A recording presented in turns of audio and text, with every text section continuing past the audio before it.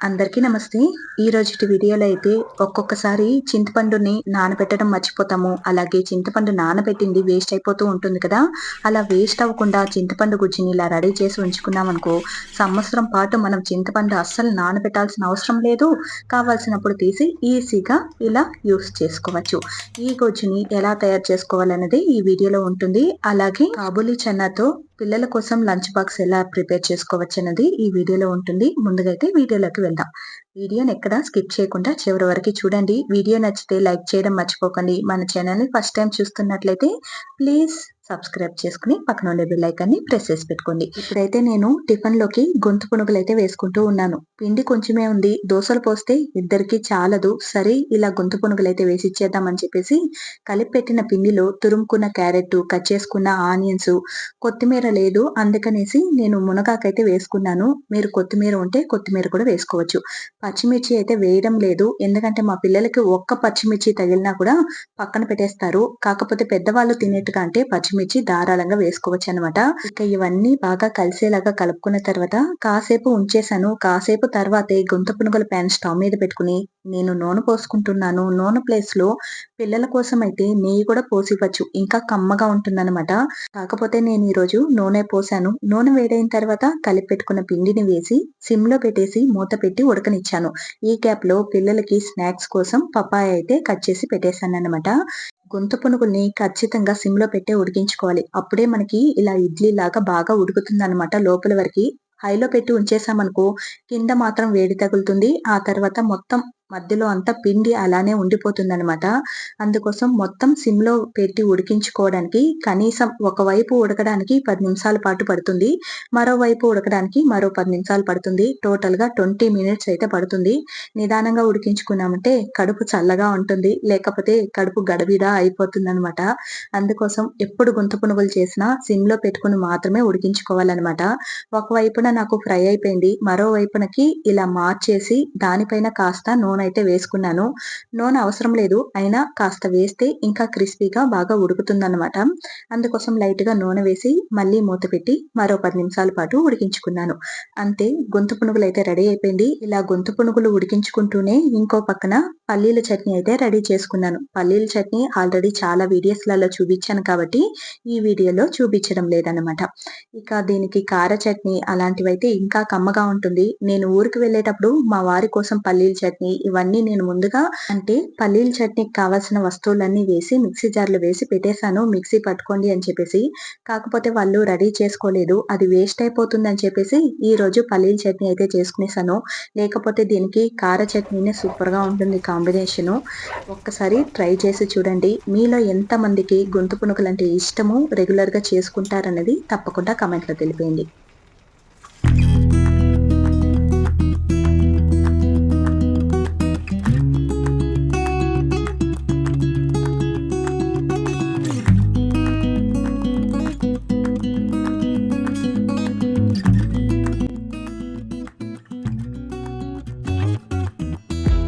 ఈ గొంతు పునుగుల్ని చాలా రకాలుగా చేసుకోవచ్చు. ఈరోజు నేను ఎలాంటి తాలింపు పెట్టకుండా గొంతు పునుగులైతే చేశాను. ఇదే తాలింపు పెట్టి కూడా చేసుకోవచ్చు. బెల్లంతో చేసుకోవచ్చు. ఎలా చేసుకున్నా చాలా ఇష్టంగా తింటారన్నమాట మా ఇంట్లో. నాకు కూడా చాలా ఇష్టం. ఒక వాయి పోస్తే అస్సలు చాలదు. 2, 3 పోసుకుంటేనే మా ఇంట్లో. సో, ఈరోజు టిఫిన్ మా ఇంట్లో గొంతు పునుకులనమాట.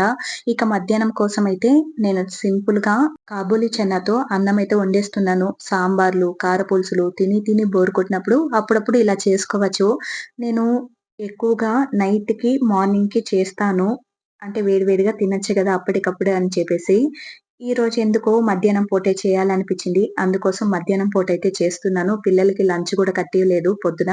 సో, వాళ్ళకి కూడా బాగా తింటారు కాబట్టి ఇలా మధ్యాహ్నం పూటే చేసుకుంటూ ఉన్నాను.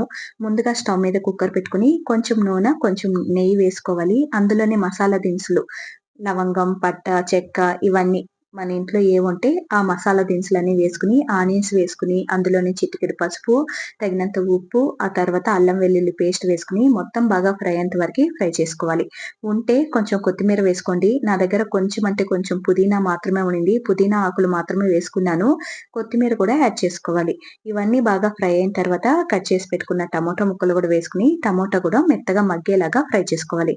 సేమ్ ప్రాసెసే ఉంటుంది టమోటా రైస్ లాగే. అందులో కాబూలి వేయాలి అంతే. ఇక నేను కాబూలీ చన్నానైతే నైటే నానబెట్టి ఉంచుకున్నాను. బాగా శుభ్రం చేసుకొని అందులో మంచి నీళ్ళే పోసుకొని ఉంచుకున్నాను. ఇవి కాబూలీ మసాలా చేసేటివి అంటే ఆ నీళ్ళతో సహా అలా వేసేసుకునుండొచ్చు. కాకపోతే అన్నం వేయాలి కదా! కొలతతో వేయాలి కాబట్టి కాబూలీ మాత్రం వేసుకొని, అది కాసేపు ఫ్రై అయిన తర్వాత అందులో కారప్పొడి తగినంత కారప్పొడి వేసుకొని, ఈ స్టేజ్‌లో గరం మసాలా గూడా వేసుకోవచ్చండోయ్! నేను ఈరోజు ఎందుకో వేయడం లేదు. వేసినా, వేయకపోయినా టేస్ట్ బానే ఉంటుంది. కాకపోతే వేస్తే ఇంకొంచెం బావుంటుందనమాట. అందులోనే 2 స్పూన్ల వరకి పెరుగు వేసుకొని, ఆ తర్వాత నీళ్లు కొలత పెట్టుకొని పోసుకోవాలి. అన్నం వేయాలి కదా!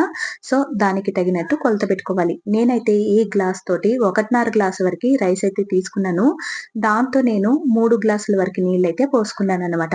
కాబూలీ నానబెట్టుకున్న నీళ్ళే నాకు 2 గ్లాసుల వరకు వచ్చింది. ఆ తర్వాత ఒక గ్లాస్ వాటర్ అయితే నేను సెపరేట్‌గా వేసుకున్నాను. ఆ తర్వాత మొత్తం ఒకసారి మిక్స్ చేసిన తర్వాత ఉప్పు కరెక్ట్‌గా ఉందా లేదా అని చెక్ చేసుకొని, ఉప్పు చాలా తక్కువ ఉండింది. సో, ఉప్పు కావాల్సి పడింది కాబట్టి ఉప్పైతే వేసుకున్నాను.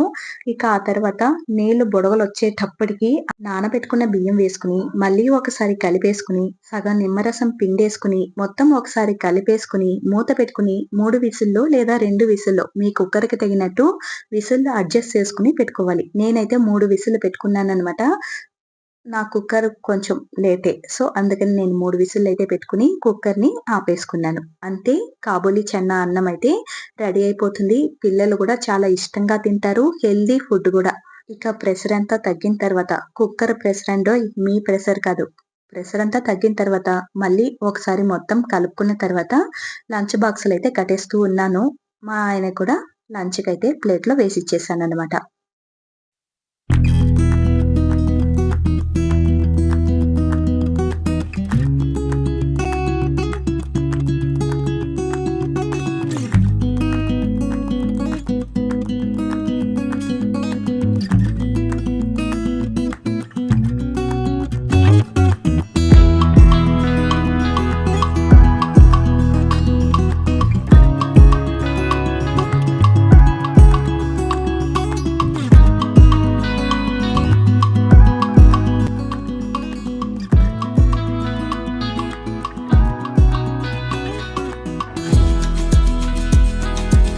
ఇవన్నీ అయిన తర్వాత చింతపండు కూరలలోకి కావాలని నానబెడతామా, ఇలా ఎక్స్‌ట్రాగా మిగిలిపోతుంది. మరుసటి పూటకి అవసరం లేకుండా పాడైపోతూ ఉంటుంది.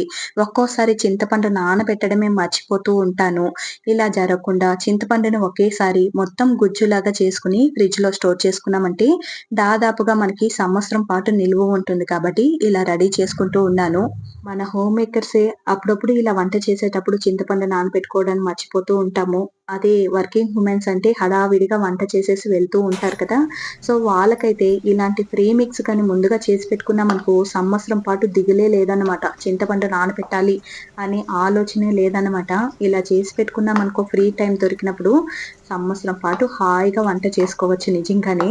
సో, అందుకనేసి ఇది మీకు చూపించాలని చూపిస్తూ ఉన్నాను. ఎంతమందికి యూజ్ అవుతుందో తెలీదు కానీ ఎవరికో ఒక్కరికన్నా యూజ్ అవ్వచ్చు అనే ఒక ఉద్దేశంతోనే చూపిస్తూ ఉన్నాననమాట. వేడి నీళ్లు కాంచుకున్నాం కదా! దాన్ని చింతపండులో నేను దాదాపుగా 1 కేజీ కంటే తక్కువ తీసుకున్నాను. కేజీ ఉండదు. కేజీ కంటే కొంచెం తక్కువ ఉండొచ్చు. సో, అలా కేజీ కంటే తక్కువ ఉండే చింతపండుని ఇలా నానబెట్టి ఉంచుకున్నాను. దీన్ని ముందుగా మీరు కడుక్కోవచ్చు. కాకపోతే ఇది మేము ఇంట్లో తయారు చేసుకున్న చింతపండే కాబట్టి కడగనవసరం లేదు అని అనిపిచ్చింది. అందుకోసం నేను ముందుగా శుభ్రం చేయలేదు. మీరు అంగట్లో కొనేవంటే ఒకసారి ముందుగా కడిగేసుకొని, ఆ తర్వాత వేడి నీళ్ళలో ఒక హాఫ్ అన్ అవరో లేదా 20 మినిట్సో నానబెట్టేసి, ఆ తర్వాత ఇలా గొజ్జు, పిప్పి సెపరేట్ అయ్యేలాగా బాగా స్మాష్ చేసుకుంటూ ఉండాలి. బాగా ఇలా చేతితో నలుముకున్నామంటే మొత్తం సెపరేట్ అవుతుంది. కాకపోతే ఇవి చాలా మంచి చింతపండనే చెప్పాలి. తీస్తూ ఉంటే వస్తూనే ఉందన్నమాట గొజ్జయితే. నేను ఇంతొస్తుందని ఎక్స్‌పెక్ట్ చేయలేదు. కొంచెమే వస్తుందనుకున్నాను. కాకపోతే ఈ గిన్నెకి ముక్కాలు వాసి గొజ్జయితే వచ్చేసిందనమాట. అంత మంచి చింతపండివి. ఇక ఆ తర్వాత ఒక పెద్ద పాత్ర తీసుకొని అంటే స్టవ్ మీద పెట్టే పాత్రనే నేను డైరెక్ట్‌గా తీసుకున్నాను. మళ్ళీ దీంట్లో వేసి, ఇంకొక దాంట్లో వేసి మొత్తం కడుక్కుంటూ ఉండలేం కదా! అందుకోసం స్టవ్ మీద ఏ పాత్ర పెట్టాలనుకుంటామో ఆ పాత్రని తీసుకున్నాను. ఇది కుతకుత ఉడికేటప్పుడు మొహం పైన పడిపోతుంది. సో, అందుకని కాస్త లోతుగా ఉండే పాత్ర తీసుకుంటే మంచిది. ఇక ఇలాంటి ఫిల్టర్ ఉంటే ఇంకాస్త మంచిదనమాట. లేదనుకుంటే మీరు ముందుగానే అందులో గింజలు, పిప్పి అలాంటివన్నీ రిమూవ్ చేసేసి మిక్సీ జార్‌లో వేసుకొని డైరెక్ట్‌గా స్టవ్ మీద పెట్టుకునేవచ్చు. మనం ఎంతగా అందులో నుంచి పిప్పి, అలాగే గింజలు ఇవన్నీ సెపరేట్ చేసినా కూడా నారలు ఇలాంటివి సెపరేట్ చేసినా కూడా అక్కడక్కడ చెత్త అనేది ఉండిపోతుంది. అందుకోసం నేను ఇలా ఫిల్టర్‌లో యూజ్ చేసుకుంటూ ఉన్నాను. ఇలాంటి ఫిల్టర్ ఉంటే ఇందులో వేసుకొని చేత్తో బాగా నలుముకుంటూ ఉంటే గొజ్జు మాత్రం సెపరేట్ అయ్యి పిప్పి అలానే ఉండిపోతుందనమాట. అందుకోసం ఇలా చేసుకుంటూ ఉన్నాను.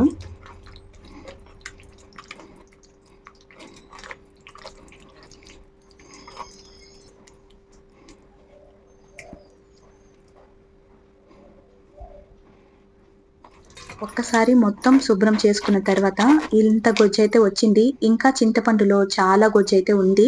అందులో మళ్ళీ వాటర్ పోసుకొని, మళ్ళీ బాగా మిక్స్ చేసుకున్న తర్వాత, మళ్ళీ సేమ్ ప్రాసెసే చేయాలి. ఫిల్టర్‌లో వేసుకొని సేమ్ ఇంతకు ముందు చేసినలాగే చేసుకుంటూ ఉండాలి. ఇలా చేస్తూ ఉంటే వస్తూనే ఉందన్నమాట. ఇందులో నేను ఆల్రెడీ వేడి నీళ్ళు కాంచి ఉంచుకున్నాను కదా! ఆ నీళ్ళే ఉంది కాబట్టి అదే వేసుకుంటూ ఉన్నాను. దీంట్లో చన్నీళ్ళు కూడా పోసుకోవచ్చు. కాకపోతే చాలా రోజుల వరకి నిల్వ ఉంచుకుంటాం కాబట్టి వేడి నీళ్ళు పోసుకుంటే చెడిపోకుండా ఉంటుంది కాబట్టి నేను ఓన్లీ వేడి నీళ్ళని మాత్రమే యూజ్ చేసుకున్నాను. ఇలా మొత్తం మళ్ళీ నీళ్ళు పోసి, మళ్ళీ కలుపుకొని, మళ్ళీ సెపరేట్ చేసుకుంటూ ఉంటే వస్తూనే ఉంటుందనమాట. అలా పిప్పి మొత్తం వచ్చేలాగా పిప్పి మాత్రం సెపరేట్ అయ్యేంత వరకి ఇలా ఫిల్టర్ చేసుకుంటూ ఉండాలి. ఇవేం పెద్ద ప్రాసెస్ ఏం కాదు. ఇవన్నీ రెడీ చేయడానికి నాకు ఒక 30 మినిట్స్ పట్టింది. ఒక హాఫ్ అన్ అవర్ దీనికోసం కేటాయించామనుకో సంవత్సరం పాటు మనకి నిల్వ ఉంటుంది కదా! సో, పెద్ద ప్రాసెస్ అయితే కాదనమాట. కానీ ఫిల్టర్ పెద్దదిగా ఉంటే ఈజీగా పనైపోతుంది. చూసారా ఎంత గొజ్జు వచ్చిందనేసి. ఇంకా చింతపండులో లైట్‌గా వస్తూనే ఉందనమాట. ఇంతకు పైన నేను సెపరేట్ చేయాలి అని అనుకోలేదు. ఎందుకంటే ఇంకా కాస్తే ఉంది. ఓకే. దీన్ని తీసి అలానే స్టోర్ చేశామనుకో ఇత్తడి సామాన్లు, అలాగే దీప సామాన్లు ఇలా కడగడానికి యూజ్ అవుతుంది. దీన్ని కూడా పడేయకుండా ఫ్రిడ్జ్‌లో స్టోర్ చేసుకున్నామనుకో మనం దీపాలు తోమేటప్పుడు అలా యూజ్ చేసుకోవచ్చు. ఓన్లీ చింతపండే వేసి తోముకోవచ్చు. లేదా ఉప్పు అలా యాడ్ చేసుకొని కూడా తోముకోవచ్చు. ఎలా తోమినా మన పాత పద్ధతి ఇదే అన్నమాట. చింతపండు, ఉప్పు నానబెట్టి దీపాలు తోమేవాళ్ళం. ఇప్పుడు పీతాంబరి అనేసి మోడల్‌గా పౌడర్‌లు తెచ్చుకుంటూ ఉన్నాం కానీ, అప్పుడు పద్ధతిలో చింతపండుతోని దీపాలు తోమేవారు కదా! దీన్ని కూడా మనం ఫ్రిడ్జ్‌లోనే ఉంచుకోవాలి. ఎందుకంటే నీళ్లు పోసాం కదా! తడి ఉంటే చెడిపోతుంది. సో, అందుకని ఫ్రిడ్జ్‌లో ఉంచుకొని దీపాలు తోమేటప్పుడు యూజ్ చేసుకోవచ్చు. ఇప్పుడు చింతపండు గుజ్జులో అయితే ఒక స్పూన్ వరకి పసుపు వేసుకోవాలి. నాది చిన్న స్పూన్ కాబట్టి 2 స్పూన్లు వేసుకున్నాను. పెద్ద స్పూన్ అయితే 1 స్పూన్ అయితే సరిపోతుంది.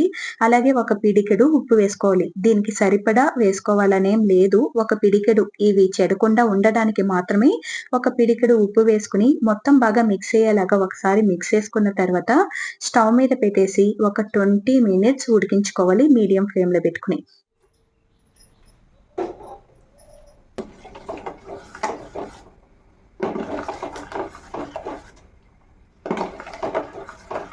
అప్పుడప్పుడు కలుపుతూ ఉండాల్సిన అవసరం కూడా లేదు. ఇలా కుత ఉడికేటప్పుడు మూత పెట్టేసి మీడియం ఫ్లేమ్‌లో పెట్టుకొని 15-20 మినిట్స్ ఉడికించుకున్నామంటే చింతపండు గుజ్జనేది రెడీ అయిపోతుంది. మూత పెట్టకపోతే ఇల్లు మొత్తం వంట రూమ్ మొత్తం పాడైపోతుందనమాట. ఇది బాగా చెదిరిపోతుంది కదా! అందుకోసం మీడియం ఫ్లేమ్‌లో పెట్టుకొని ఇలా ఉడికించుకోవాలి మూత పెట్టుకొని. ఆ తర్వాత ఒకటి సిమ్‌లో పెట్టుకొని మూత ఓపెన్ చేయాలి. లేదా స్టవ్ ఆఫ్ చేసేసి మూత ఓపెన్ చేయాలి. అంతే చింతపండు గొజ్జయితే రెడీ అయిపోయింది. మీకు దీన్ని కూరలో ఎలా యూజ్ చేయాలి అని చూపించడానికి మాత్రమే నేనిక్కడ మునక్కాయ కారపులుసయితే పెట్టాను. ఇందులో నేను చేస్తూ ఉన్నాను. చింతపండు గుజ్జు చేయడానికి లేట్ అయిపోయింది. ఇందులో మనం చింతపండు రసం వేసుకుంటాం కదా! ఆ స్టేజ్‌లో ఇలా చింతపండు గుజ్జుని కావాల్సినంత వేసుకొని, మిక్స్ చేసుకొని, ఒక ఉడుకు ఉడికిందంటే సరిపోతుంది. ఇవి నేను ముందుగానే చేసేసాను కాబట్టి ఇలా చూపిస్తున్నాను. మళ్ళీ స్టవ్ మీద పెట్టుకొని, ఒక ఉడుకు ఉడికేంత వరకు ఉడికించుకున్న తర్వాత స్టవ్ అయితే ఆఫ్ చేసుకుంటున్నాను. ఇలా మనకి కావాల్సిన చోట్ల చింతపండు గుజ్జునైతే యాడ్ చేసుకోవచ్చు. పప్పులో అయినా, లేదా పులిహోరకైనా డైరెక్ట్‌గా అలా యాడ్ చేసుకునేవచ్చు. ఇవి బాగా చల్లారిన తర్వాత ప్లాస్టిక్ డబ్బాలోనైనా లేదా గ్లాస్ జార్‌లోనైనా స్టోర్ చేసుకొని ఫ్రిడ్జ్‌లో స్టోర్ చేసుకున్నామనుకో దాదాపుగా మనకి సంవత్సరం పాటు నిల్వ ఉంటుందనమాట. దయచేసి స్టీల్ బాక్స్‌లో స్టోర్ చేయకండి. చింతపండు కదా! మొత్తం చిలుము పట్టేస్తుందనమాట. ఒకటి ప్లాస్టిక్ డబ్బాలో స్టోర్ చేసుకోవాలి.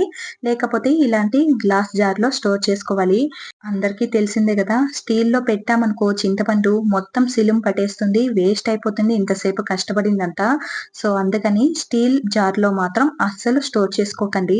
అంతే చింతపండు గొజ్జయితే రెడీ అయిపోయింది. ఇవి చాలా పెద్ద జార్ కదా! అప్పుడప్పుడు తీసి వేసుకోవడానికి ఇది బరువుగా ఉంటుంది. జారినా గూడా పగిలిపోతుంది కాబట్టి, ఇంకొక చిన్న జార్‌లో అయితే నేను స్టోర్ చేసుకుంటూ ఉన్నాను. అప్పుడప్పుడు తీసి యూజ్ చేసుకోవడానికి. అవి ఫ్రిడ్జ్‌లో ఉంచుకోవడానికి అవి బావుంటుంది. కాకపోతే అప్పుడప్పుడు తీసి యూజ్ చేయడానికి ఇలాంటి చిన్న జార్ అయితే బావుంటుంది కాబట్టి, చిన్న జార్‌లో కూడా నేను స్టోర్ చేసుకుంటూ ఉన్నాను. నేను ఎక్కువగా చేసుకున్నాను కాబట్టి, నాకు 2 జార్‌లకి వచ్చిందనమాట. ఇక మనకి చింతపండు రసం ఎక్కడెక్కడ యూజ్ చేయాలో అప్పుడల్లా ఇలా స్పూన్‌తో తీసుకొని కావాల్సినంత యాడ్ చేసుకొని, మూత పెట్టుకొని మళ్ళీ ఫ్రిడ్జ్‌లో స్టోర్ చేసుకోవాలి. బయట ఉంచకండి. మర్చిపోయారన్నా కూడా పోతుంది. సో, అందుకని ఫ్రిడ్జ్‌లోనే స్టోర్ చేసుకొని ఉంచుకోండి. అంతే ఇక వీడియో అయితే పూర్తిగా చూసారు కదా! వీడియో నచ్చిందా లేదా అన్నది తప్పకుండా కామెంట్‌లో తెలపండి. అలాగే వీడియో నచ్చినట్లయితే మీ శుతి మెత్తని వేళ్ళతో ఒక లైక్ కొట్టేసి, సబ్స్క్రైబ్ చేసుకోకపోతే సబ్స్క్రైబ్ బటన్ కూడా ప్రెస్ చేసేసి, పక్కనుండే బెల్ ఐకాన్‌ని ప్రెస్ చేసి పెట్టేయండి. అలాగే ఈ వీడియో ఎవరికన్నా యూజ్ అవుతుంది అని మీకనిపిస్తే తప్పకుండా వాళ్ళకి షేర్ చేసి మన వీడియోస్‌ని రెగ్యులర్‌గా ఫాలో అవుతూ ఉండండి. ఇలాంటి చిన్న చిన్న టిప్స్ అయితే మీతో షేర్ చేసుకుంటాను. ఇక ఉంటాను. బాయ్.